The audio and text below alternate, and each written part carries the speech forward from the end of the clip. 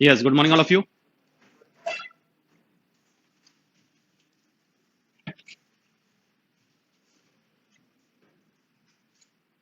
कल लास्ट हम लोग ये वाला कर रहे थे ना,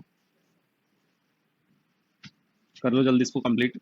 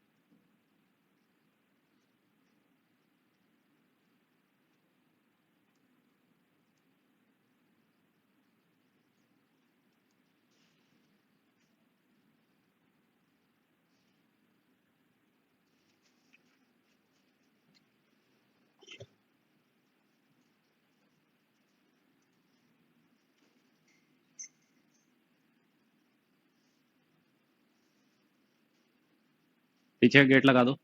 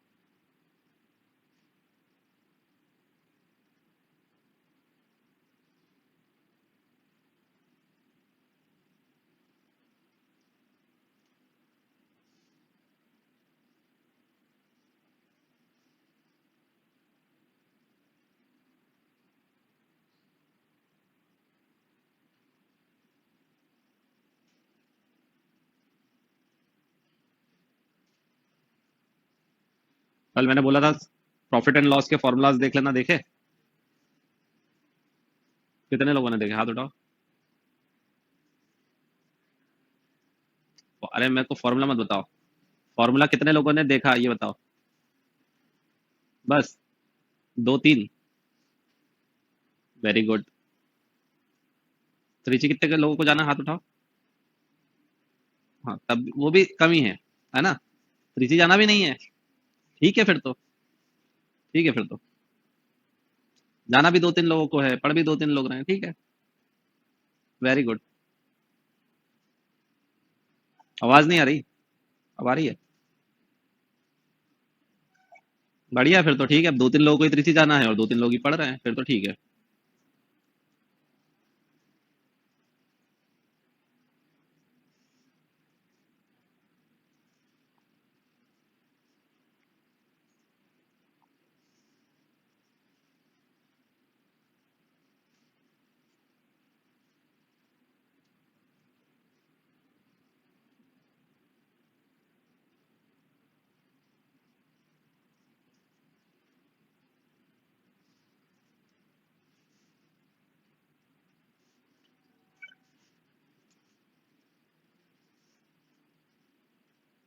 बोलो क्या आंसर आ रहा है?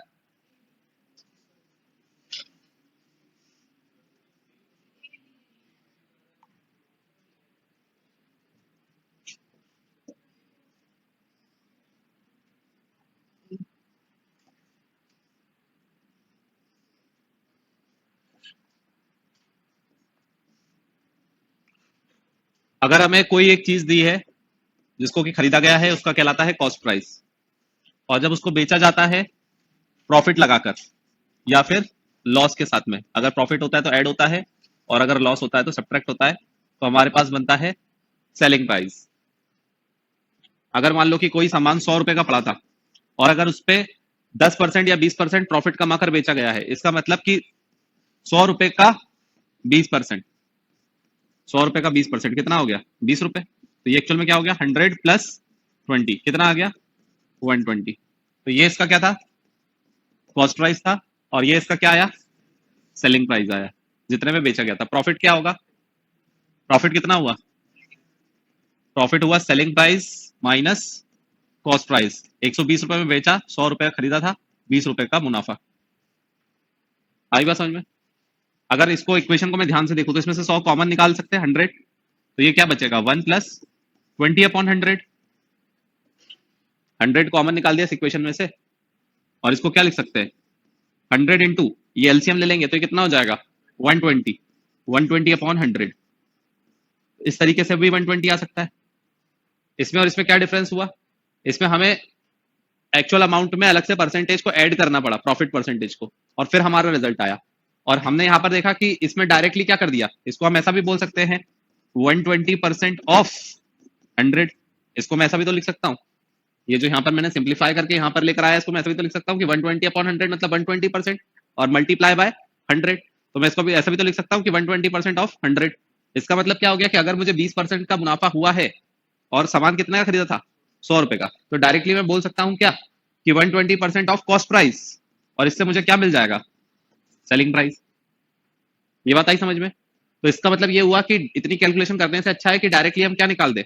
120%। अगर मान लो बोला जाए 25% का प्रॉफिट है तो डायरेक्टली क्या निकाल दिया जाए? 125%। अगर 75% का प्रॉफिट है तो डायरेक्टली क्या निकाल दिया जाए? 175%। आ गई बात समझ में? सिर्फ प्रॉफिट बोला जाएगा तो इतना ही निकालना है, 20%। सिर्फ और सिर्फ प्रॉफिट निकालना है। मुनाफा कितना है तो 20%, 40%, 75%। लेकिन सेलिंग प्राइस निकालना है तो उसमें प्रॉफिट में क्या जोड़ना पड़ेगा? कॉस्ट प्राइस भी जोड़ना पड़ेगा। तो 120%, 140%, 175%। आ गई बात समझ में? उसी तरह से अगर लॉस होता तो हम क्या करते? मान लो कि 20% का लॉस हुआ तो 100 minus 20% of 100, 20% of 100 it means 80 rupees. ये क्या आ गया? Selling price. और ये क्या था? Cost price. इसमें से भी अगर 100 कॉमन निकाल दूं मैं तो ये क्या हो गया? एक तरीके से 1 माइनस 20/100। एलसीएम अगर मैं लूं तो ये कितना हो जाएगा? 100 × 80/100। तो इसका मतलब कि मैं इसको ऐसा लिख सकता हूं ना, 80%, 80% ऑफ 100 इसको हम ऐसा लिख सकते हैं, इसका मतलब कि अगर लॉस हो रहा होगा तो हम उसको 100 में से माइनस कर देंगे और प्रॉफिट हो रहा होगा तो 100 में प्लस कर देंगे। तो अगर मैं बोल रहा हूँ कि 25% का लॉस हुआ है, इसका मतलब 75% of cost price equal to selling price. ये बात आई समझ में? तो इसका मतलब कि 100 में जोड़ने के बाद में मान लो कि x% का प्रॉफिट या लॉस हुआ है, ठीक है, तो जो भी कॉस्ट प्राइस थी, जो भी कॉस्ट प्राइस थी उसमें किसका मल्टीप्लाई कर दिया, उसमें किसका मल्टीप्लाई कर दिया, 100 प्लस या माइनस, जो भी डिपेंड करता है कि प्रॉफिट हुआ है या लॉस हुआ है, x% का, ठीक है। कॉस्ट प्राइस में मल्टीप्लाई करना है किसका, जो भी प्रॉफिट या लॉस हुआ है उसको 100 में से सब्ट्रैक्ट करके या ऐड करके, डिपेंड किया वो प्रॉफिट है या लॉस है, तो हमें क्या मिलेगा, सेलिंग प्राइस। तो इसका मतलब कि अगर कॉस्ट प्राइस से सेलिंग प्राइस पे जाना है तो हम मल्टीप्लाई करेंगे, कॉस्ट प्राइस से सेलिंग प्राइस पे जाना है तो हम क्या करेंगे, मल्टीप्लाई करेंगे, ठीक है। तो इसी तरीके से अगर मुझे कॉस्ट प्राइस निकालना है और सेलिंग प्राइस दिया है तो ये डिवाइड में चला जाएगा। कहां चला जाएगा, ये डिवाइड में। तो इसका मतलब ये हुआ कि अगर कॉस्ट प्राइस से सेलिंग प्राइस पे जाना है तो मल्टीप्लाई, और सेलिंग प्राइस दिया है और कॉस्ट प्राइस निकालना है तो हम क्या करेंगे, डिवाइड। ऑब्वियसली अगर मल्टीप्लाई किया तो दूसरा क्या करना पड़ेगा, डिवाइड करना पड़ेगा। तो ये बात आ गई समझ में? तो अगर मान लो मुझे बोला गया है कि एक सामान है जो 120 रुपए का था और उसको बेचा गया 150 रुपए में, तो बताओ कितना परसेंट का मुनाफा हुआ, ठीक है। तो इसका मतलब ये हो गया कि 120 का x% इक्वल टू कितना हो गया, 150। कितने का खरीदा था, 120 का, और बेचा कितने में था, 150 में। अब यहां पर जो x आएगा उसमें 100 जुड़ा हुआ होगा, तो यहां से जो निकलेगा उसमें से 100 क्या कर दोगे, सब्ट्रैक्ट कर दोगे, तो प्रॉफिट निकल आएगा, निकाल दो। मान लो कि अगर x आया 130%, तो आंसर क्या हो जाएगा, 30% प्रॉफिट। अगर आंसर आया 90%, तो इसका मतलब हो जाएगा 10% लॉस।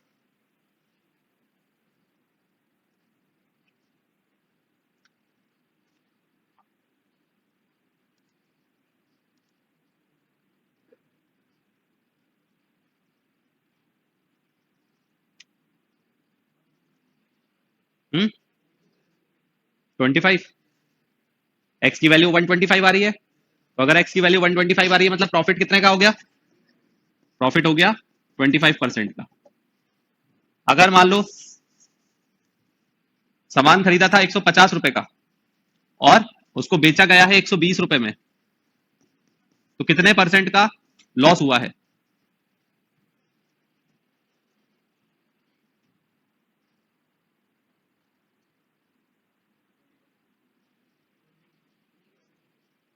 तो 80% आ रहा होगा। तो 80% आ रहा है मतलब लॉस कितने का हुआ है, 20% का, ठीक है।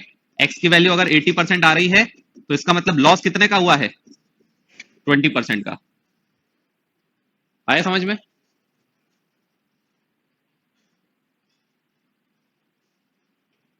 क्लियर हुआ?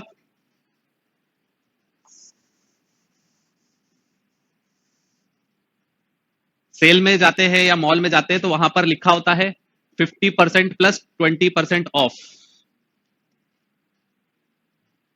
ऐसा लिखा हुआ देखा है, 50% प्लस 20% ऑफ। इसका मतलब क्या हुआ, 70% का डिस्काउंट नहीं, जो भी प्राइस है उस पर पहले 50% का डिस्काउंट लगाया और फिर जो बचा हुआ अमाउंट था उस पर 20% का डिस्काउंट लगाया, ठीक है। तो इसका मतलब ये हुआ कि अगर कोई सेलिंग प्राइस थी जिसकी, जो भी इसकी सेलिंग प्राइस थी, बल्कि मार्क्ड प्राइस बोल सकते हो, जो भी उसकी एमआरपी थी, ठीक है, उसकी एमआरपी पे कितना दिया, पहले 50% का डिस्काउंट दिया, मतलब उस पर सिर्फ 100 में से 50 चला गया, तो कितना बचा, 50। तो पहले इसका 50% निकालो, ये उसका क्या आ गया, नया वाला एमआरपी आ गया, और फिर उसमें 20% का और डिस्काउंट दिया, तो इसका मतलब उसका कितना लगा, उसका कितना लगा, 80%।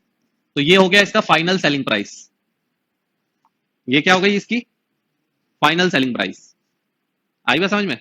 तो ये सिंगल स्टेप पे आंसर निकलेगा, अगर कॉन्सेप्ट समझ में आया होगा तो।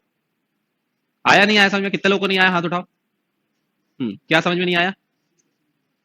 ये डिस्काउंट दिया है, 20% का डिस्काउंट दिया है, मतलब उसने पैसे कितने लिए, 80%। यहां पर भी 50% का डिस्काउंट लिया, मतलब अमाउंट कितना लिया उसने, 50%, मतलब एमआरपी का 50% पहले लिया और फिर बचे हुए का 80% लिया, तो ये फाइनल उसका सेलिंग प्राइस है कि उसने कितना पैसा लिया। अगर डिस्काउंट पूछा जाता कि डिस्काउंट कितने का दिया, तो डिस्काउंट कितने का दिया, तो फिर हमें क्या करना पड़ता, एमआरपी का पहले क्या निकालते, 50%, और फिर उसका क्या निकालते, 20%। तो ये हमें पता चलता कि इससे कितना डिस्काउंट उसने टोटल दिया, उसने डिस्काउंट कितने का दिया। आएगा समझ में?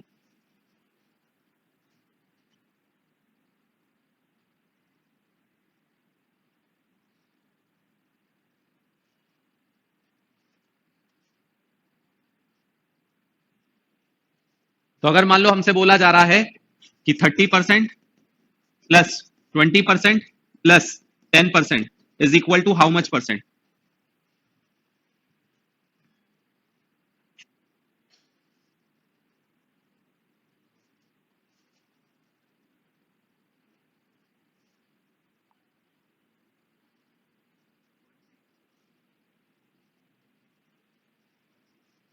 16.6।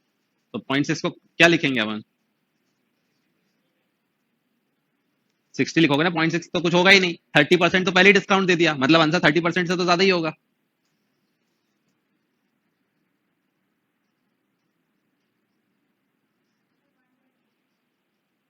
120।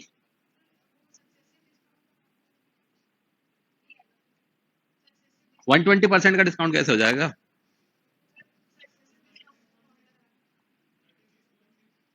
सिंपल सी बात है, मान लो कि 100 रुपए का सामान था, ठीक है, पहले उस पर दे दिया तुमने 30% का डिस्काउंट। मुझे सिर्फ ये निकालना है कि डिस्काउंट कितने का है, सेलिंग प्राइस नहीं निकालनी। तो इसका मतलब पहले हमने 30% का डिस्काउंट दिया, ठीक है, 30% का, हाँ 30% का डिस्काउंट दिया, ठीक है।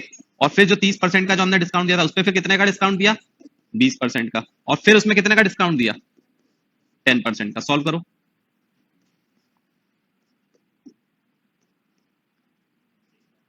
6/10।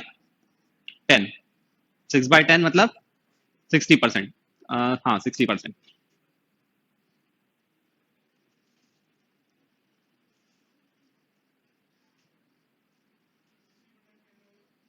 एक सेकंड रुक जाओ, इसको मल्टीप्लाई कर देंगे किससे? 100 से, क्योंकि मल्टीप्लाई बाय 100 और डिवाइड बाय 100। अगर परसेंटेज में कन्वर्ट करना है तो क्या करना पड़ेगा? परसेंटेज में इसको कन्वर्ट करना है, इसका मतलब मल्टीप्लाई बाय 100 और डिवाइड बाय 100। ये जो 1/100 होता है ये किस में कन्वर्ट हो जाता है? परसेंटेज में।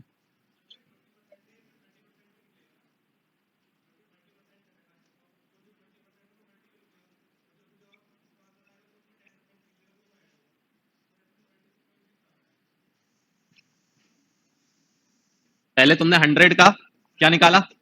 30%। कितना हो गया? 30 रुपीज, ठीक है। पहले तुम कितने का डिस्काउंट दे दिया तुमने? 30 रुपए का, ठीक है। फिर 30 रुपए का क्या निकाला? 20%, ठीक है। 30 रुपए का नहीं, 30 रुपए का तो तुमने डिस्काउंट दे दिया, तो कितना बचा? 70 रुपए। और 70 का क्या निकाला? 20%, कितना हो गया? 14 रुपए। 14 रुपए का तुमने बाद में डिस्काउंट दे दिया। अब इसमें से 14 रुपए चला गया, कितना बचा? 56 रुपीज। 56 रुपीज पे फिर तुमने कितने का डिस्काउंट दिया? 10% का डिस्काउंट दिया, ठीक है। तो लगभग लगभग 5.6, 6 के अराउंड मान लो, 5.6। तो ये कितना हो गया लगभग? हाँ 49.6। हमने कैलकुलेशन का गलती करी, जरा देखो। 10% का 20 30 20 10, तो ये 14 और ये कितना जाएगा? 5.6। तो ये 49.6% का टोटल ओवरऑल डिस्काउंट होगा। कहाँ पे हमने गलती करी है? अच्छा, ये यहाँ पर हमने गलती करी है, ठीक है। यहाँ पर पहले 70% निकाला इसका, ओके ठीक है, समझ गया। यहाँ पर हमें पहले क्या किया? पहले 100 रुपए का सामान था, 30% डिस्काउंट दिया, मतलब बचा हुआ अमाउंट कितना हुआ? 70%। उसके बाद कितने का डिस्काउंट दिया? 20% का डिस्काउंट दिया, मतलब बचा हुआ कितना अमाउंट हुआ? 80%। और फिर कितने का डिस्काउंट दिया? 10% का डिस्काउंट दिया, मतलब कितना बचा? 90। ये हमारा फाइनल कितना हुआ? Selling price. ये मतलब टोटल इतने का हमने सामान उसको बेचा, और एमआरपी कितनी थी? 100 रुपए की। तो ये हमारा फाइनल डिस्काउंट आएगा। करो इसको सॉल्व।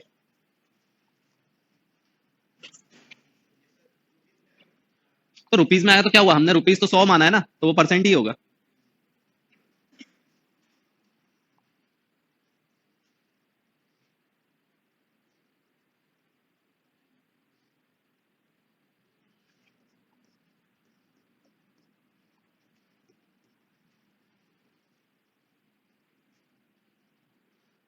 कितना आ रहा है?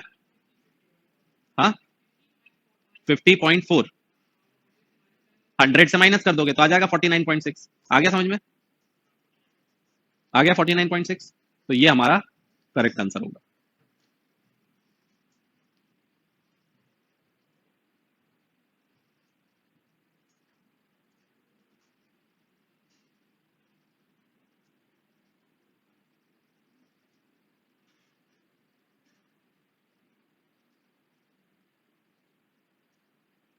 आया समझ में कि नहीं आया?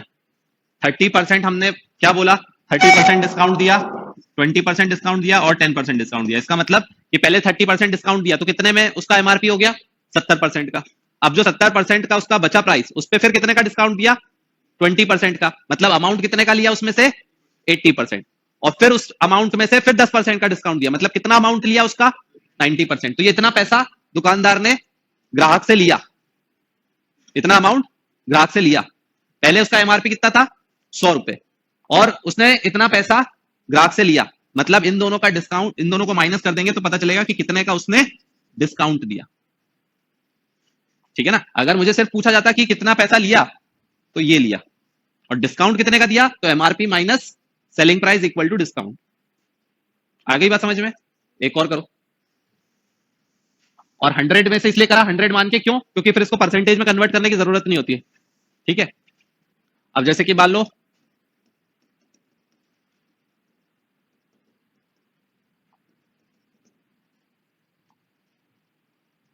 बताओ कितने का डिस्काउंट दिया, कितना परसेंट का डिस्काउंट है ये?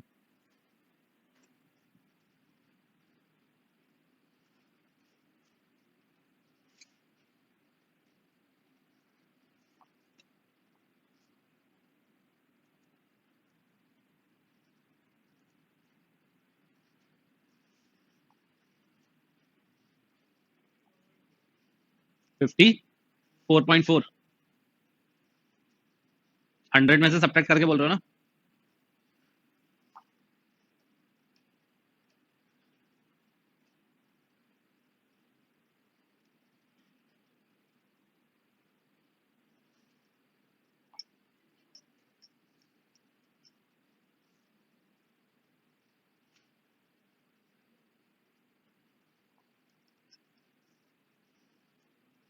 आ गया?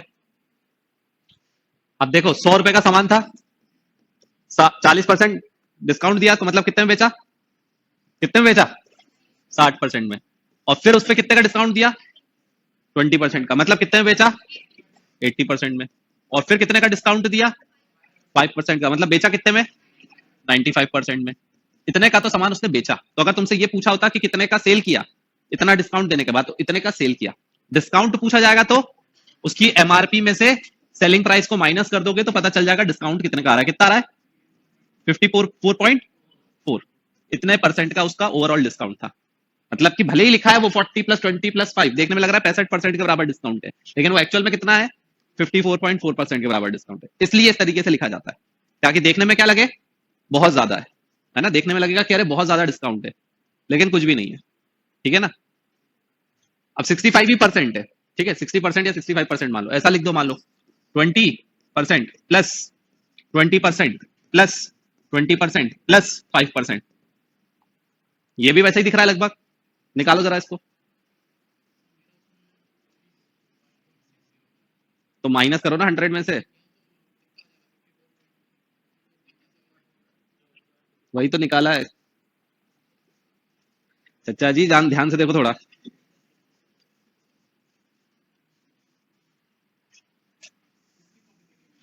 क्या?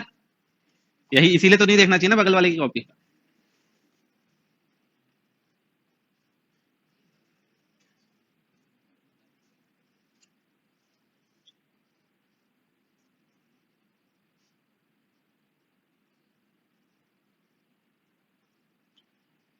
आईआईटी का जब पेपर हुआ था हम लोग, नहीं हम लोग रहने दो बाद में।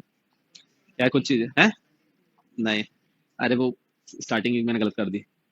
अब उसमें कुछ डिस्क्लोज करने की बात ही नहीं रहेगी। सिलेक्टेड ही बहुत कम लोग रहते हैं आईआईटी में, तो पता ही चल जाएगा मैं किसके बारे में बात कर रहा हूँ। मतलब ऐसा समझो कि एक स्टोरी ऐसी होती है कि अगर हमें लग रहा है कि बगल वाला बता देगा, है ना? हाँ, फाइनल एग्जाम में पहले तो पेपर पर होता था तो अगर हमें लग रहा है कि बगल वाला सही बता देगा, तो उसने क्या किया कि सारे आंसर वो टिक किए जो उसने टिक ही नहीं किए थे पेपर पे। आसपास वालों ने छापा, बोला कि यार हमारा तो अब हो जाएगा, किसी का नहीं हुआ। जिन लोगों ने उसका छापा किसी का नहीं हुआ। तो किसी पे भी आसपास पे भरोसा मत करना चाहिए, उसमें वो इंसान मैं नहीं हूं, ठीक है ना। हाँ, कितना आया? 36%। मतलब और क्या हो गया? और कम हो गया। ये तो फिर भी 54 था। क्या हो गया अब? और कम हो गया।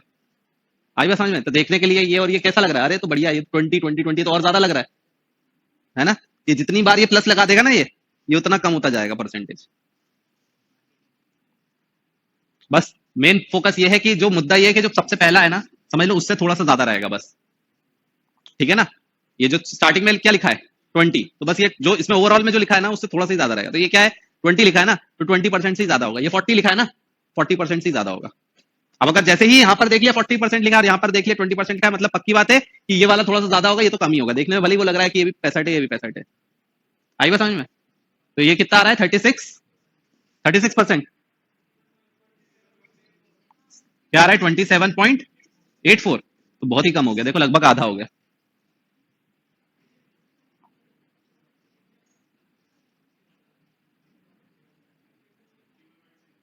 51.36। क्या तुम लोग सब लोग क्या अलग अलग आंसर निकाल रहे हो क्या?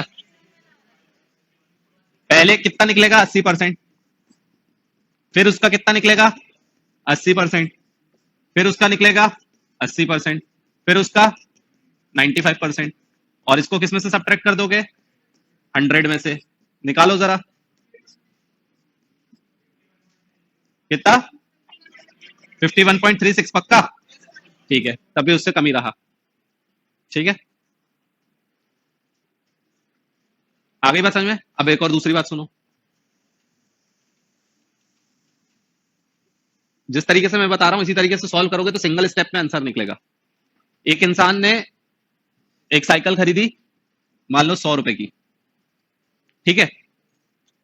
उसने खरीदी 100 रुपए की साइकिल, ठीक है। और उसने पहले उसको एक आदमी को बेचा, एक आदमी को बेचा 20% प्रॉफिट कमाकर। फिर दूसरे ने जिसने खरीदा उसने उसको बेचा 30% प्रॉफिट कमाकर।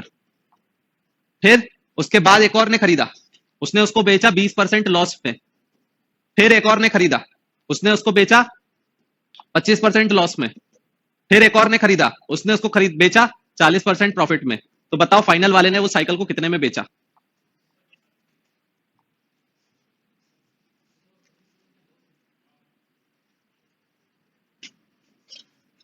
तो फाइनल वाले ने वो साइकिल को कितने में बेचा?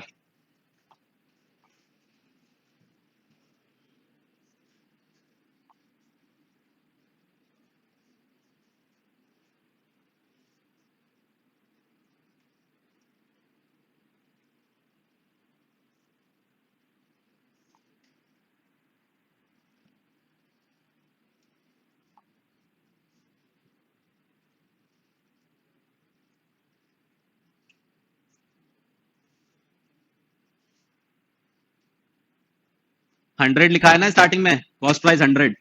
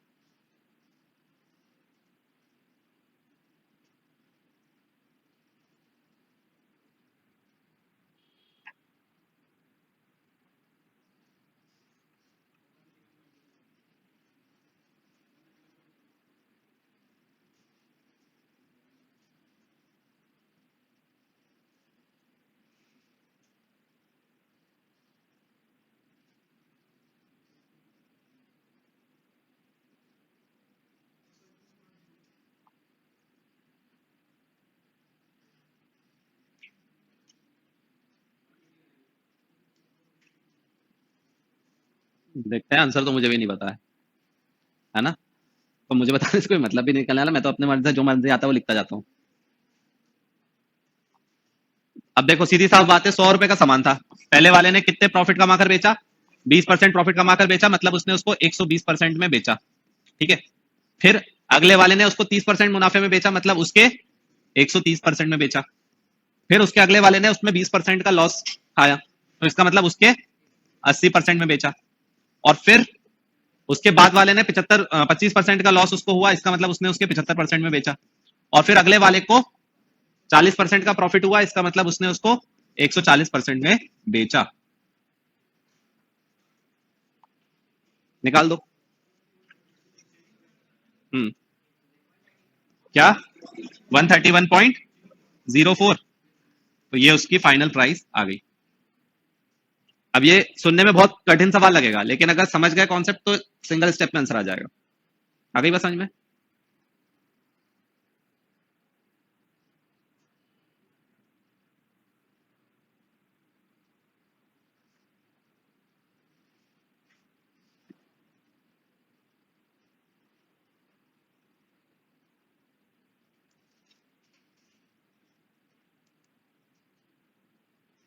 क्या समझ में नहीं आया? 20% का प्रॉफिट है, प्रॉफिट है मतलब 100 में ऐड होगा, तो उसके 120% में बेचा।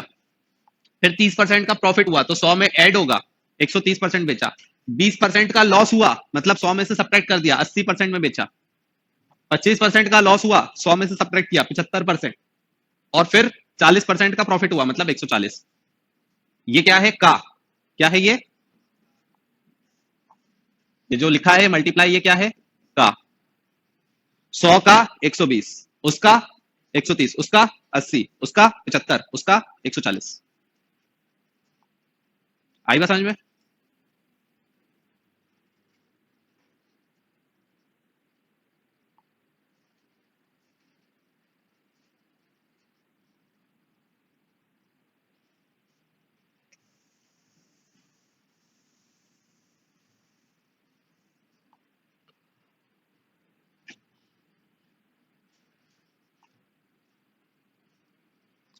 एक सामान है 100 रुपए का,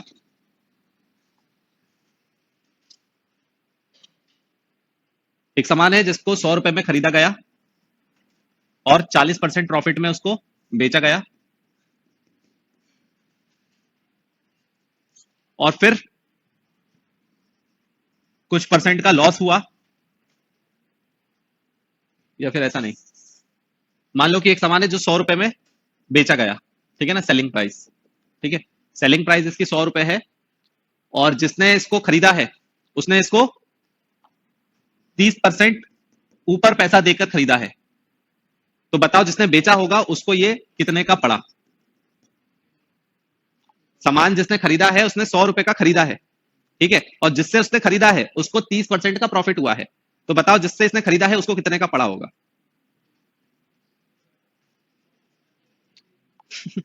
थोड़ा सा जरा सा ट्विस्ट करके बोल दो ना तुम लोग, एकदम अरे क्या कर दिया, क्या बोल दिया, एकदम घूम जाते हो, एकदम घूम जाते हो। अरे कुछ नहीं, सेलिंग 70 रुपए। सेलिंग प्राइस दिया है, कॉस्ट प्राइस निकालना है बस। सब कुछ लिख दिया, उसके बाद में भी क्या, बस बोलने का तरीका बदल दिया है। बाकी सवाल वही है। एक आदमी ने 100 रुपए का सामान खरीदा, जिससे खरीदा उसने इसको 30% कमा कर दिया होगा, तो जिसने इसको बेचा उसने उसको कितने में खरीदा होगा? अरे सीधी साफ बात है कि ये क्या है, 130% है, तो 130 से क्या कर दो, डिवाइड कर दो, क्या आ जाएगा इसका कॉस्ट प्राइस? कितना आ रहा है? 76। चेक करो जरा सब लोग।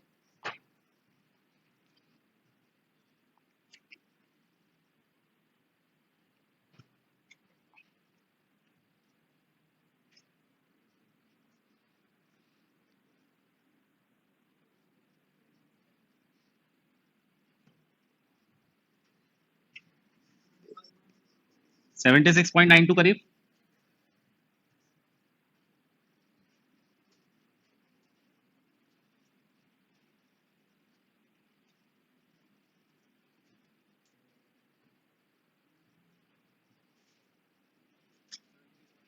हम्म।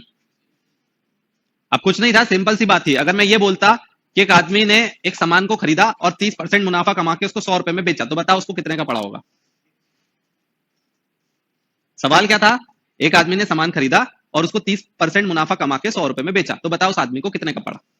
ऐसा नहीं बोला मैंने क्या बोला, एक आदमी ने सामान खरीदा कितने का, 100 रुपए का, जिससे खरीदा उसने उसको 30% कमाकर बेचा था, तो हमें बताना है कि जिसने खरीदा, जिससे उसने खरीदा है, उसको यह सामान कितने का पड़ा।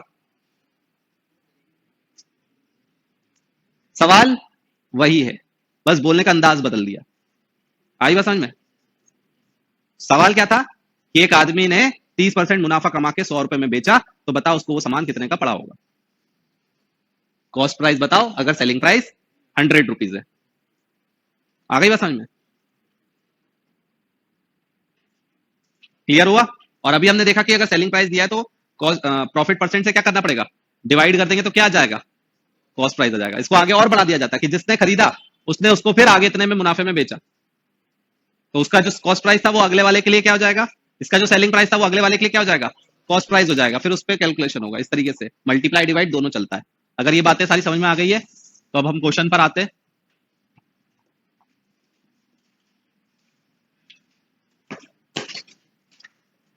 पहले वाले क्वेश्चन से स्टार्ट करो, दोबारा से फर्स्ट वाले से स्टार्ट करो।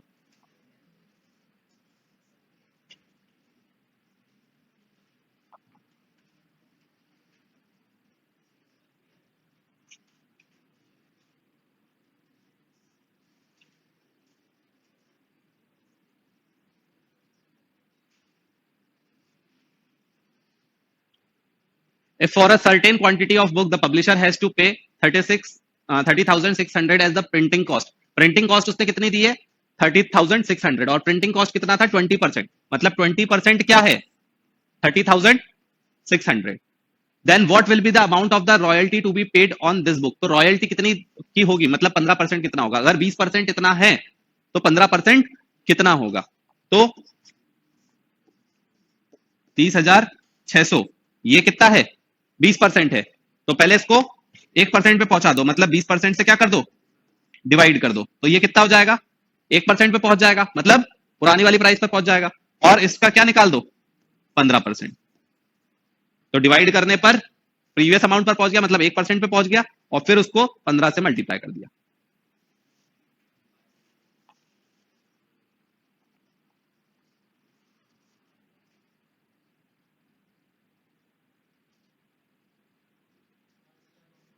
कितना आया 22,950।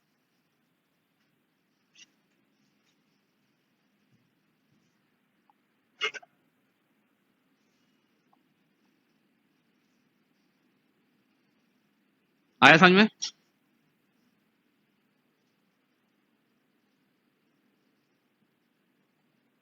अगला करो।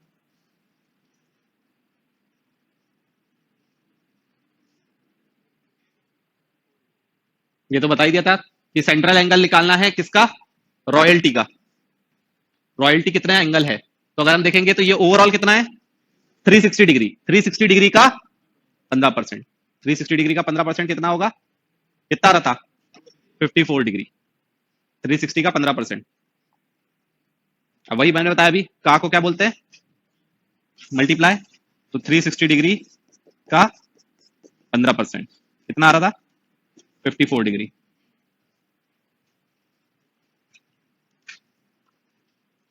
क्लियर। अगला करो।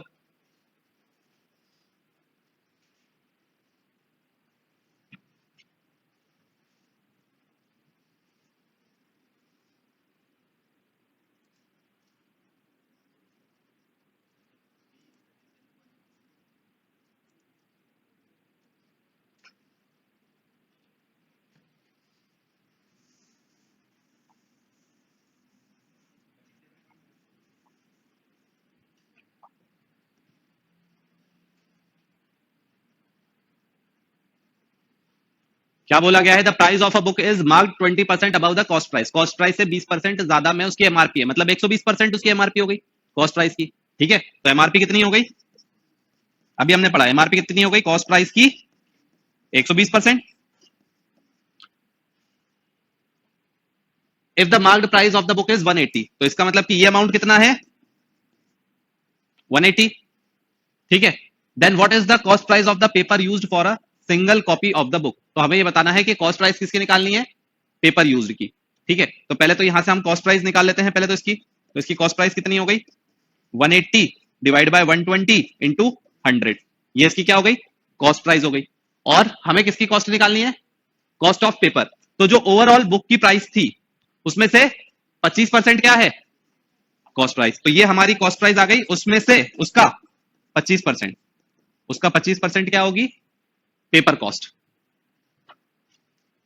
कितना आ रहा निकाल दो।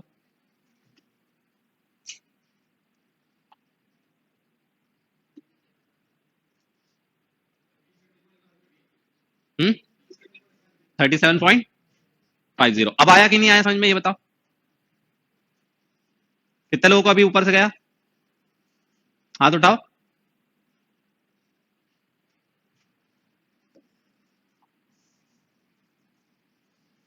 क्या बोला गया था 180 रुपए उसकी क्या है मार्क्ड प्राइस है, ठीक है, डायरेक्ट कर सकते हैं 180 रुपए उसकी मार्क्ड प्राइस है, और मार्क्ड प्राइस कितनी ज्यादा रखी है 20% ज्यादा रखी है, एक तरीके से थोड़े से सेलिंग प्राइस बोल सकते हो।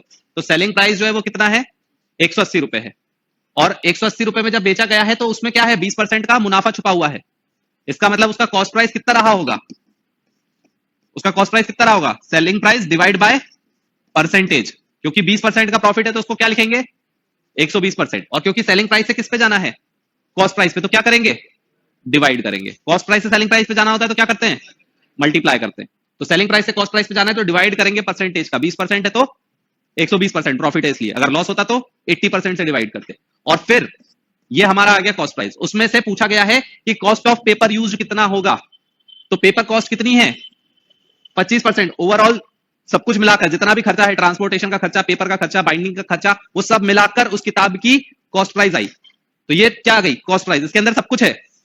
अब पूछा गया है कि इसमें पेपर की कॉस्ट कितनी है, तो जो फाइनल कॉस्ट है उसमें से 25% क्या है पेपर कॉस्ट, तो इसका इसका 25% जो है वो पेपर कॉस्ट है, ठीक है। तो कितना हो गया 37.50 रुपीज, क्लियर है।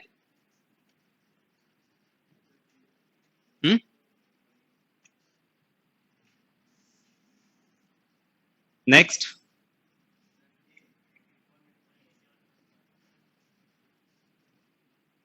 निकालो,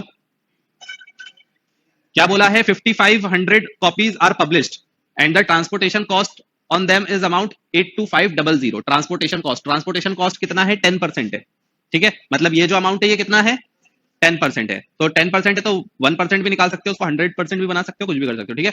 then what should be the selling price of the book so that the publisher can earn the profit of 25%, पहली बात तो समझो कि ये 10% है, ठीक है, तो इसको 100% बना दो, पहले तो क्या कर दो इसको 100% बना दो, तो 82500 ये क्या है 10% है, तो 10% का क्या कर दिया डिवाइड कर दिया, तो ये क्या बन गया 1%, और फिर इसको क्या बना दो 100%, ठीक है, तो ये तुम्हारा क्या आ गया 100%, ऑब्वियसली एक जीरो ही बढ़ता है, कुछ नहीं, समझाने के लिए लिख दिया, ठीक है। ये तुम्हारा क्या आ गया कॉस्ट प्राइस, इतने की बुक उसको पड़ी, ठीक है।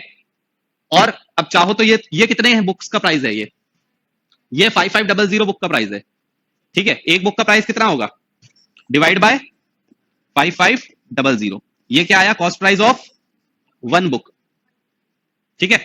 और फिर इसको कितने परसेंट प्रॉफिट में बेचना है 25% प्रॉफिट में बेचना है, मतलब इसका 125%, इसका 125%, आया समझ में, सिंगल लाइन में कैलकुलेशन होगा अगर सारी बातें समझ में आ गई तो।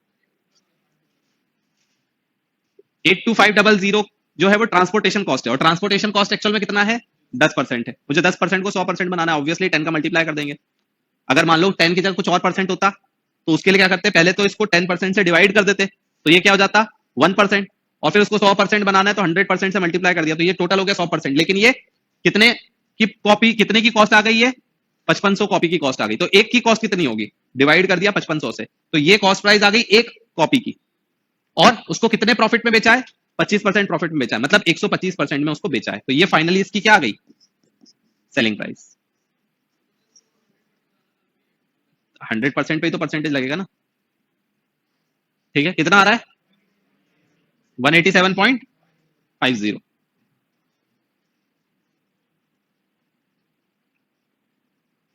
ठीक है, नेक्स्ट।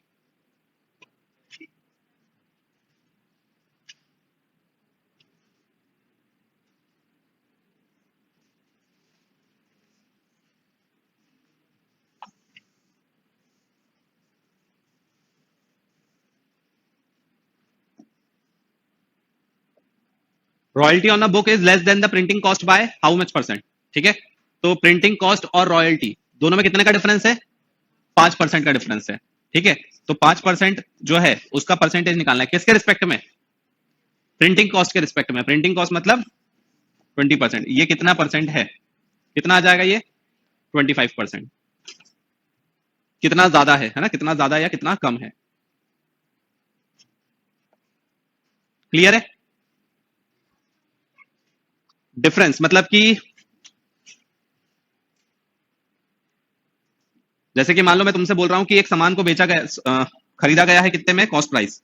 ठीक है, जो उसकी कॉस्ट प्राइस है वो है मान लो 100 रुपए। 100 रुपए तो हर बार 100 मत लो तुम, 150 ले लो। 150 रुपए उसकी कॉस्ट प्राइस है। ठीक है, और उसको बेचा गया है कितने में? 180 रुपए में। तो बताओ उसको कितने का मुनाफा होगा? कितने परसेंट का? कितने परसेंट का मुनाफा होगा? तो मुनाफा किसके रिस्पेक्ट में निकाला जाता है? कॉस्ट प्राइस के रिस्पेक्ट में। ठीक है ना, इसको अलग अलग तरीके से समझ सकते हैं लोग। ऐसा भी सोच सकते हैं कि कॉस्ट प्राइस का x% इज इक्वल टू कितना हो जाएगा? Selling price. लेकिन यहां पर ये जो x होता है इसके अंदर 100 इंक्लूड होता है, ये याद रखना। जो मैं लिखवाता हूं उसमें 100 इंक्लूड होता है, तो उसमें से माइनस जरूर करना। तो यहां से कितना हो जाएगा? 150 का, ऐसे बोल सकते हैं कि x% निकालना ना, x की वैल्यू। तो x इक्वल टू क्या हो जाएगा? सेलिंग प्राइस कितनी है? 180 डिवाइड बाय कितना हो जाएगा? 150। ठीक है, इंटू 100। और फिर इसमें से क्या कर दोगे? माइनस 100 कर दोगे तो क्या आ जाएगा? प्रॉफिट का परसेंट। निकालो जरा कितना आ रहा है। कितना आ रहा है? 20 ना।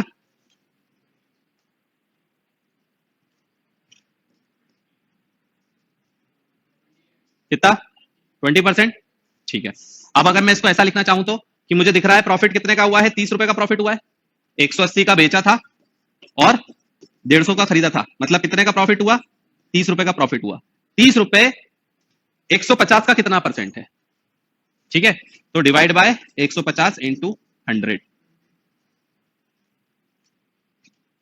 तो यहां पर हमने क्या किया? दोनों का डिफरेंस और किसके रिस्पेक्ट में परसेंटेज निकालना है, वो डिनोमिनेटर में। तो यहां पर भी हमने क्या किया? प्रिंटिंग और रॉयल्टी का क्या किया? डिफरेंस। तो प्रिंटिंग था 20%, रॉयल्टी था 15%, तो दोनों का डिफरेंस कितना हो गया? 5%। तो न्यूमरेटर में क्या आया? डिफरेंस। और डिनोमिनेटर में क्या आएगा? किसके रिस्पेक्ट में निकालना है? किसके रिस्पेक्ट में निकालना है? प्रिंटिंग कॉस्ट के रिस्पेक्ट में। तो डिनोमिनेटर में आ गया प्रिंटिंग कॉस्ट। तो ये ऐसा हो गया 20 माइनस 15 डिवाइड बाई 20 इंटू 100। आइएगा समझ में? सब कुछ वही है, परसेंटेज, प्रॉफिट लॉस, सब वही है।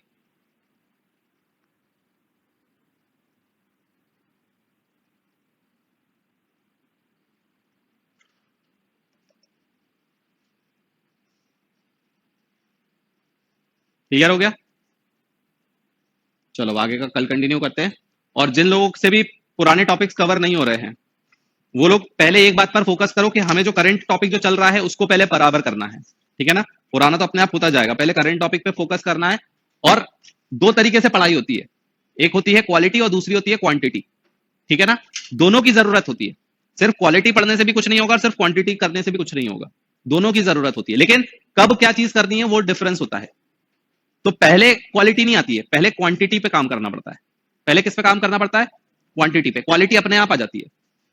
तो अगर तुम लोग पढ़ने बैठते हो, चाहे तुम आरडी ऑब्जेक्टिव सॉल्व कर रहे हो, चाहे सेल्फ स्कोरर सॉल्व कर रहे हो, जो भी सॉल्व कर रहे हो, पहले तुम्हारा टारगेट होना चाहिए कि उसको पहले खत्म करना है। क्या करना है? उसको खत्म करना है। मतलब कि पहले क्वांटिटी पे फोकस करना है कि मैक्सिमम नंबर ऑफ क्वेश्चंस को करना है। जब तक तुम्हारा एक टॉपिक फिनिश होने वाला है तब तक तुम्हारा जो जो बुक्स रेफर कर रहे हो वो सारे खत्म हो जाने चाहिए। अगर तुम एक बुक रेफर कर रहे हो तो एक खत्म हो जानी चाहिए, दो कर रहे हो तो दो, चार कर रहे हो तो चार, 10 कर रहे हो तो 10। इससे कोई फर्क नहीं पड़ता क्योंकि क्वेश्चंस तो रिपीट ही रहते हैं। तो तुम्हें पता रहता है कि कितने देर में कितना होने वाला है। अपनी स्पीड को मेंटेन रखते हुए अपने दिमाग में ये रखना है कि पहले हमें उस किताब को फिनिश करना है। अगर कोई एक सवाल ऐसा आ गया जिसमें कि हम फंसे पड़े हैं तो वहां पे फंसना नहीं है।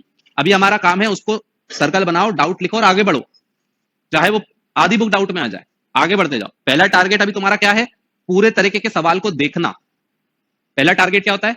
हर तरीके के सवाल को देखना, ये टॉपिक समझना कि अगर ये टॉपिक है तो इसमें किस किस तरीके के सवाल आते हैं, कौन से मुझसे बनते हैं और कौन से मुझसे नहीं बनते हैं। तो जब हम फर्स्ट टाइम पढ़ रहे होते हैं ना, तो मैंने कहा ना कि 3 बार पढ़ने के लिए मैं क्यों बोल रहा हूं, हर बार एक बुक को 3 बार सॉल्व करने के लिए क्यों बोला? क्योंकि पहली बार हमें सिर्फ देखना होता है कि क्या है इस कंटेंट, इस चैप्टर में क्या कंटेंट है, किस तरीके से सवाल पूछा जाता है। अब तुम अगर पहली बार ही अगर उलझे रहोगे और सोचोगे नहीं मुझसे पूरा का पूरा बन जाए, 100 का 100 बन जाए, तो तुमसे फिर 3 बार कैसे किताब सॉल्व होगी? एक बार में थोड़ा ना सॉल्व होने वाली है, एक बार में किसी से नहीं होती सॉल्व। डाउट सबके रहेंगे, किसी के 50 रहेंगे, किसी के 10 रहेंगे, किसी के 200 रहेंगे, डाउट सबके रहेंगे।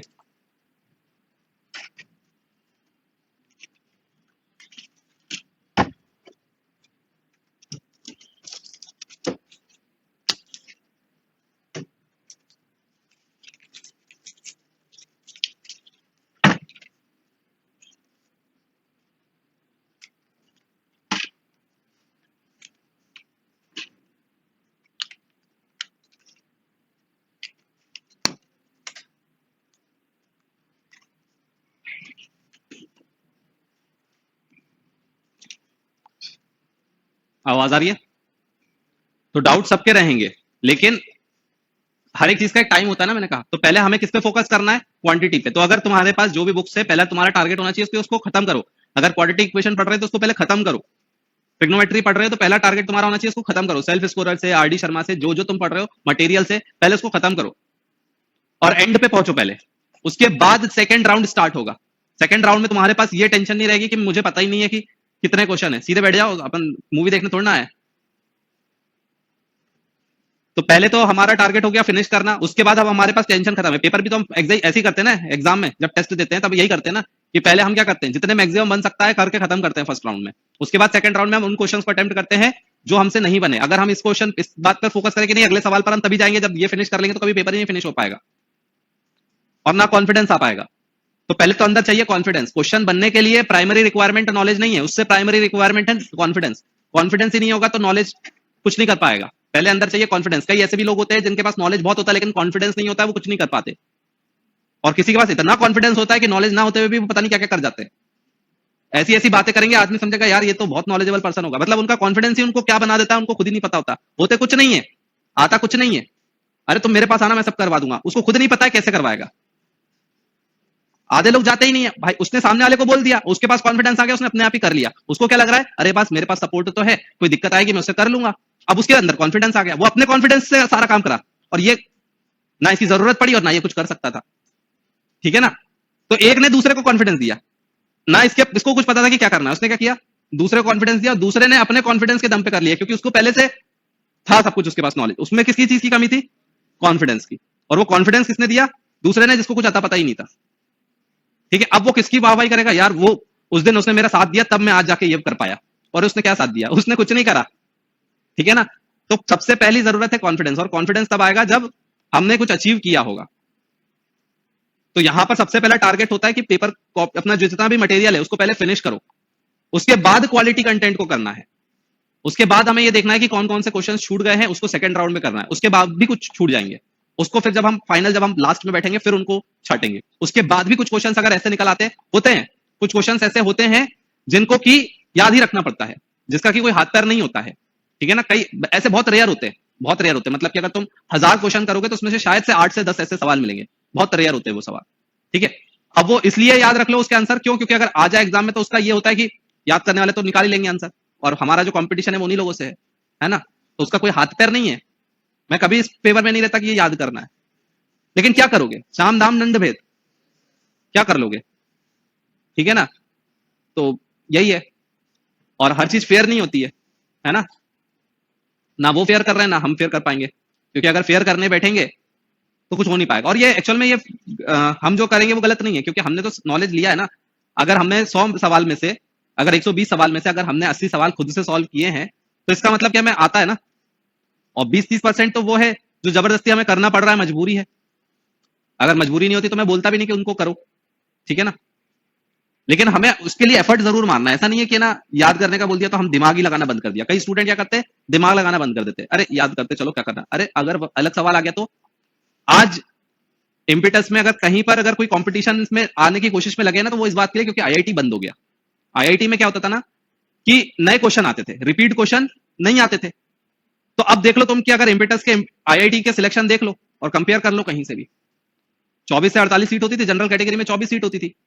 जरा निकाल लो कि हर साल के अंडर 24 कितने, कहां से कितने आए थे? क्या उस समय आते थे क्या 10 में से 10, 10 में से 9? आईआईटी में पूरी जिंदगी बीत जाएगी, नहीं निकाल पाएंगे 10 में से 8, 10 में से 10। क्यों? क्योंकि उसमें हर सवाल नया होता है, उसको सॉल्व करना पड़ता है। 24 में से 4 नहीं आए होंगे, यहां पर आए हैं 24 में से 4। 24 में से 4 बहुत हाई रेशो होता है, बहुत हाई रेशो होता है। तो क्या है कि दिक्कत वहां फंस गई। कहां फंस गई? आईआईटी बंद होने के कारण। क्योंकि पहले होती थी क्वालिटी पढ़ाई, वहां पर ऐसे सवालों को करने पे फोकस रहता था जो किसी से ना बने। अब क्या होता है, भेड़ चाल चल रही है, यार किताब खत्म करनी है, इसी में से सवाल आएगा, अब सवाल इसी में से ही आएगा, वही करना है। अब सॉल्व करने वाला को ज्यादा टाइम लग जाएगा, जिसको याद है वो आगे निकल जाएगा, लेकिन वो अभी आगे निकल रहे हैं, हमेशा आगे निकलेंगे इस बात की नहीं है। और एक्चुअल में नहीं है, एक्चुअल में वही लोग आगे निकल रहे हैं जिनको पहले से आता है। मैंने तुमको पहले ही बताया कि जो पहले से अच्छा स्टूडेंट है ना, वो तो अच्छा कर ही लेगा। जो अभी अच्छा स्टूडेंट नहीं है उसको आगे बढ़ाना पड़ेगा ना। अच्छा स्टूडेंट तो वैसे भी कर लेगा, जो जिसको कुछ नहीं आता उसको आगे बढ़ाना पड़ेगा। और अभी देखो तुम कितने बैठे हो, है ना, इसमें हमें रिजल्ट देना, इतने इतने कम बच्चों में रिजल्ट देना, कितने के बीच हमें बैठकर रिजल्ट देना है, बात उसकी भी पड़ जाती है। लेकिन हमें डरने की कोई जरूरत थोड़ा है। डर तो उसको लगता है जिसके के पास खोने के लिए कुछ होता है, हमारे पास खोने के लिए कुछ है ही नहीं। खोने के लिए कुछ है क्या? नहीं है ना। तुम क्या अभी एनआईटी त्रिची में बैठे हो क्या? एनआईटी त्रिची में बैठे हो तो तुम्हें डर होना चाहिए कि यार निकाल दिया जाएगा तो क्या करेंगे, पढ़ना पड़ेगा। अभी तुम एनआईटी त्रिची में हो ही नहीं, तुम अभी एनआईटी में हो ही नहीं, तुम्हारे पास किस चीज का डर है? डर है ही नहीं, तुम्हारे पास खोने के लिए कुछ है ही नहीं, तो किस बात का डर? और कल भी तुम लोगों ने इंटरव्यू सुना होगा और पहले भी सुने होंगे कई, कि कुछ बातें मैं बोलता हूं, कुछ लोग फॉलो कर पाते, कुछ नहीं कर पाते। कि पहली बात तो अपने अंदर से डर निकालना पड़ेगा, हम नॉलेज के लिए पढ़ रहे हैं, अपने आप सिलेक्शन हो जाएगा। और अंदर से एक आग पैदा करनी पड़ेगी, अंदर से एक आग पैदा करनी पड़ेगी कि हाँ मुझे ये करना है। अब वो किसी की भी कारण से होती है, किसी भी कारण से हो सकती है। हर एक इंसान की लाइफ में कुछ ना कुछ ऐसा जरूर होता है जिसके के कारण उसको अपने आप को प्रूफ करना पड़ता है। घर में किसी ने बोला होगा, अगल बगल में किसी ने बोला होगा, किसी ने सुनाया होगा, किसी को तो कोई इंसान तो होगा जिसको कि तुम्हें प्रूफ करके दिखाना होगा अपने आप को कि नहीं मैं कर सकता हूं। उस इंसान को प्रूफ करके दिखाना है। वो अगर चीज दिमाग में रखोगे तो हमेशा मोटिवेटेड रहोगे, फिर अगली बार किसी के मोटिवेशन की जरूरत नहीं पड़ेगी। आज तुम्हें मैं बोल रहा हूं या शरद सर बोल रहे हैं तो मोटिवेशन आ जाएगा, आज तुम एग्जाम निकाल लोगे, लेकिन लाइफ बहुत बड़ी है। अगर आगे चलकर तुम्हें कॉलेज में जाओगे वहां पर भी तुम्हें प्रॉब्लम फेस करनी पड़ेगी, जॉब में जाओगे वहां पर भी, आगे पूरी लाइफ भर में प्रॉब्लम है, वहां पर कैसे मोटिवेशन लाओगे? कई बार ऐसा होगा कि तुम बिल्कुल नीचे चले जाओ, पूरे नीचे गिर जाओ, फिर तुम्हें उठना पड़ेगा। उस चीज का कॉन्फिडेंस कहां से आएगा? उस चीज के लिए मोटिवेशन कहां से आएगा? अगर मैं जॉब छोड़कर आया तो मैं फिर बिल्कुल जीरो पे आया ना दोबारा से। किस बात का कॉन्फिडेंस था मेरे अंदर जो कोई मैं जॉब छोड़कर जीरो पे आने की दम रखा? कहीं ना कहीं पे कुछ ना कुछ अंदर से मोटिवेशन रहा होगा ना, तभी तो मैंने हिम्मत करी कि नहीं फिर से जीरो पे आ जाओ, फिर से अपन उठ जाएंगे। और फिर से कोई जीरो पे कर दे फिर उठ जाएंगे। अंदर कुछ है ही नहीं, डर। बहुत लाखों का लॉस करके बैठा हूं मैं, लेकिन कभी एक शिकंज तुमको चेहरे पर नहीं दिखेगी, ना तुम्हें पता चलेगा, और ना मुझे कभी अंदर से पता चलता है, क्योंकि मेरे लिए वो कुछ है ही नहीं। क्योंकि मैं तो ये जानता हूं ना मेरे पास क्या था, कुछ नहीं था। तो अगर कुछ माइनस हो गया तो वो तो क्या है, वो तो प्लस का ही माइनस हुआ है ना। ओवरऑल तो फिर भी मैं प्लस में हूं। 100 था, 10 चला गया, 90 तो अभी भी है ना। तो मैं तो जीरो पे था, 90 तो प्लस में ही हूं मैं। वो जो 10 था वो किस क्या था, वो कुछ नहीं है, मैं तो फिर भी प्लस में हूं। अगर तुम आज आए हो, तुमसे नहीं बन रहे 100 सवाल, लेकिन 500 सवाल बने भी तो ना। जब तुम अगर यहां आते ही नहीं तो वो सवाल बनते क्या? नहीं बनते। तो तुम तो प्रॉफिट में ही हो ना, तुम लॉस में हो क्या? अगर तुम लॉस में हो तो तुम्हें चिंता होनी चाहिए, लॉस में तो तुम हो ही नहीं ना। अगर हमने आज ये चीजें पढ़ ली, मान लो कि तुम्हें 4 चीजें नहीं समझ में आई, लेकिन 10 चीजें समझ में तो आई ना, तो नुकसान है क्या? कहीं से नुकसान तो है ही नहीं, प्रॉफिट ही है। तो हमें 3 बार हर किताब को सॉल्व करना है। प्राइमरी टारगेट तुम्हारा होना चाहिए बुक को फिनिश करना है, ठीक है? जो क्वेश्चन नहीं बन रहा छोड़कर आगे बढ़ते जाओ, पूरी बुक पढ़ो, हर एक क्वेश्चन को देखो, समझो, नोट डाउन करो। सेकंड राउंड में उसको करना और ये आइडेंटिफाई करो कि हमें कौन कौन से क्वेश्चंस नहीं बन रहे हैं, और फिर थर्ड राउंड में उनको करना है जो उसके बाद भी नहीं बन रहे। At the end filter out होते जाएंगे, क्वेश्चंस बनते जाएंगे, और रिपीटेडली जब हम देखेंगे चीजों को तो हमें समझ में आता जाएगा कि पैटर्न की किस टाइप के क्वेश्चंस बनते हैं हमसे, किस तरह के नहीं बनते हैं, वो किस कहां से बिलोंग कर रहे हैं, फिर उसके लिए मेहनत की जाएगी। अभी तो तुम्हारे सामने सवाल भी आता है तो तुमको कई बार ये नहीं समझ में आता है कि कहां से आया है, वो क्यों नहीं आता समझ में कि इसका सॉल्यूशन मिलेगा कहां। तो तुम्हारे दिमाग में आता है गूगल सर्च कर लेंगे। अरे उसकी सर्च करने की जरूरत क्या है, सब तुम्हारे किताब में है। लेकिन प्रॉब्लम यह है अभी तुमने किताब ही पूरी नहीं देखी है, तो किताब पूरी देखनी पड़ेगी पहले। अभी तुमने टीवीएफ पे वो एस्पायरेंट देखा था, उसमें उसने एक कहानी सुनाई थी। क्या सुनाई थी? कि मटके वाली कहानी। मटके वाली कहानी याद है कि 2 टीम बनाई गई, एक टीम को बोला गया कि सिर्फ एक मटका बनाना है, लेकिन वो बहुत अच्छा होना चाहिए, क्वालिटी होना चाहिए। और दूसरी टीम को बोला गया कि तुम कितने भी मटके बनाओ, तुम्हें क्वालिटी से कोई मतलब नहीं है, सिर्फ तुम्हें क्वांटिटी पे खेलना है, बहुत सारे मटके बनाओ, क्वालिटी की कोई चिंता नहीं है। अब जो एक टीम थी वो सिर्फ क्वालिटी पे फोकस कर रही थी, तो वो एक मटका भी बनाने में मेहनत कर रही थी। और दूसरे लोग क्या थे कि क्वालिटी की उनको चिंता नहीं थी, वो सिर्फ मटके बनाए जा रहे थे, बनाए जा रहे थे, बनाए जा रहे थे। अब वो मटके बना बना के इतना प्रैक्टिस उनको आ गई कि अपने आप उनके मटकों में क्वालिटी इंप्रूव होती गई, और धीरे धीरे इंप्रूव होते होते होते होते उन्होंने इतने अच्छे क्वालिटी मटके बना दिए जो दूसरी टीम भी नहीं बना पाई। तो इनकी क्वांटिटी भी आ गई और क्वालिटी भी आ गई। क्यों? क्योंकि ये सिर्फ क्वालिटी पे फर्क खेल रहे थे, इन्होंने सिर्फ एक ही पे मेहनत कर रहे थे। अब एक को तुम कितना तराश लोगे, लेकिन धीरे धीरे जब वही चीज हम रिपीटेडली करते जाएंगे करते जाएंगे करते जाएंगे, तो कहीं ना कहीं पे हमारे में परफेक्शन आता जाएगा, क्वालिटी आती जाएगी, तो अपने आप हम क्वालिटी प्रोडक्ट बन जाएंगे। जो नॉलेजेबल पर्सन है और हम में क्या डिफरेंस होगा? सिर्फ यही कि उसने पहले वो क्वेश्चंस कर लिए हैं, पहले उसने वो मेहनत कर ली है, और हम बाद में कर रहे हैं। लेकिन अगर हम भी वही चीज अगर बार बार प्रैक्टिस करेंगे तो हम तो उसके क्रॉस कर जाएंगे ना। Hard work beats the talent. Hard work क्या करता है? बीट कर सकता है टैलेंट को, लेकिन पहले हार्डवर्क करना पड़ेगा। तो हमें अभी मल्टीपल क्वेश्चंस को करना है, क्वेश्चंस ज्यादा से ज्यादा करने पर फोकस करना है, अपने आप चीजें रिफाइन होती जाएगी, तुम्हें समझ में आता जाएगा कि यार ये क्वेश्चंस करना है। उन्हीं क्वेश्चंस की नॉलेज से वो क्वेश्चंस होने वाले हैं। जो हमने क्वेश्चंस डाउट छोड़े हैं ना, जब हम पूरा पढ़ लेंगे तो जो हमने नॉलेज मिली है उसी से ही वो क्वेश्चंस होने वाले हैं। और फिर जब वो क्वेश्चंस हो जाएंगे और फिर भी कुछ क्वेश्चंस बच जाएंगे, उनकी नॉलेज से फिर वो होगा। धीरे धीरे धीरे धीरे वो प्रॉब्लम्स कम होने लगेंगी। एक दिन में वो प्रॉब्लम कम नहीं होगी, लेकिन हम प्रॉब्लम को सामने रखकर अगर बैठ जाएंगे कि यार हो ही नहीं रहा, तो नहीं हो पाएगा। ठीक है? तो जिन लोगों को प्रॉब्लम है कि मैनेज नहीं कर पा रहे हैं, टाइमली खत्म नहीं हो पा रहा है, उनका पढ़ने का अभी तरीका गलत है ना? जैसे कि बोल रहे हो कि हम ट्रिग्नोमेट्री नहीं फिनिश कर पा रहे हैं टाइमली, या फिर हम पीछे रह जा रहे हैं, टेस्ट पेपर एनालिसिस नहीं कर पा रहे, ये नहीं कर पा रहे, वो नहीं कर पा रहे, डायरेक्शन गलत है। पहले अभी तुम्हारा टारगेट क्या है? चीजों को फिनिश करो जल्दी से जल्दी। अगर तुम्हें बोल दिया है कि अगले हफ्ते से अगर ये स्टार्ट होगा, मान लो कि अगले हफ्ते बाइनोमियल का टेस्ट होगा, बाइनोमियल की टेस्टिंग स्टार्ट होगी और इस हफ्ते क्वाड्रेटिक की टेस्टिंग खत्म हो जाएगी, तो तुम्हारे दिमाग में क्या होना चाहिए कि इस हफ्ते पहले मुझे क्वाड्रेटिक, एक हफ्ता मिला है ना, तो 3 दिन में खत्म करना है पहले। तो एक हफ्ते में ही हो जाएगा, टाइम उतना ही लगता है, ऐसा नहीं है कि टाइम कम लगता है या ज्यादा होता है। एक हफ्ते का टाइम है ना, 3 दिन में खत्म करना है। अब खत्म कैसे करना है? जितना बन रहा है पहले किताब पूरी देखना है, वैरायटी पूरी देखना है, खत्म करो उसको 3 दिन के अंदर। फिर भी तुम्हारे पास अभी 3 दिन बचा है, अब उस 3 दिनों में तुम उसके रिफाइन क्वेश्चन करोगे जो छूटे हुए हैं।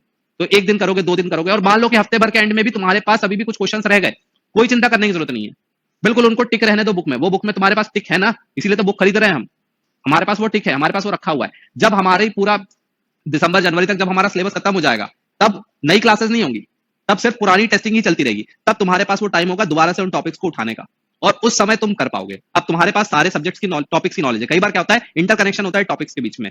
कई बार क्वाड्रेटिक के क्वेश्चन या इसलिए नहीं बन रहे हैं क्योंकि उसमें एपीजीपी लग रहा है, क्योंकि उसमें बाइनोमियल लग रहा है, क्योंकि उसमें लॉग एक्स लग रहा है। तो अभी वो क्वेश्चन इसलिए नहीं बन रहे हैं, उसका कारण ये भी होता है। जब टॉपिक पूरे फिनिश हो जाएंगे ना, तब तुम्हें क्वेश्चन के बीच में इंटरकनेक्शन समझ पाओगे, और जब आखिरी में उन क्वेश्चन को उठाओगे तब वो बनेगा। तो कुछ क्वेश्चन ऐसे नहीं इसलिए नहीं बन रहे हैं क्योंकि उनका किसी दूसरे टॉपिक के साथ लिंक है और वो अभी तुमने पढ़ा नहीं है, तो तुम्हें अभी उसको छोड़ना ही पड़ेगा, और उसको लास्ट में उठाना भी जरूरी है, क्योंकि तब तो तुमने इंटरकनेक्शन समझा है सारे टॉपिक्स के बीच में। अब वो क्वेश्चंस बनने का समय है। तो बिल्कुल अभी चिंता मत करो, अभी जितना है ना, अभी सिर्फ खाओ, अभी सिर्फ खाने का टाइम है, पचाने का टाइम मिलेगा दिसंबर जनवरी के बाद, अभी सिर्फ खाने का टाइम है। तो जितना हो सकता है ठूस लो, ठीक है? और जो नहीं ठूस पा रहे हो उसको झोले में भरते जाओ। जब दिसंबर जनवरी के बाद खाने को नहीं मिलेगा ना, तब उस झोले में से चीजें निकालना और खाना शुरू करना। आई बात समझ में? तो खाना सब है, छोड़ना कुछ भी नहीं है, लेकिन कब क्या खाना है ये ध्यान रखो। थाली सब भर लो, फिर जितना उगल सको उगल लो, जितना नहीं बच जो जा रहा जेब में भरते जाओ। आई बात समझ में? चलो, थैंक यू।